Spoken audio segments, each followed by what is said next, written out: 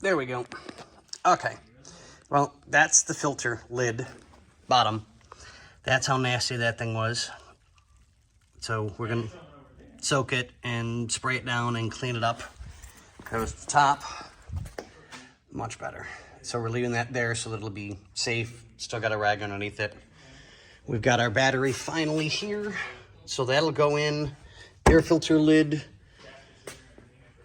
Bobby's just got to finish off the differential and we are done.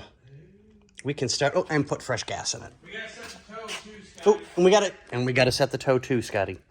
Remind me. We gotta set it to Scotty.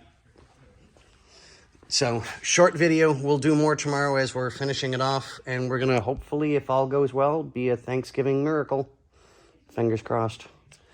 Okay, guys. It's after 4. I've been here since 6. Adios, amigos.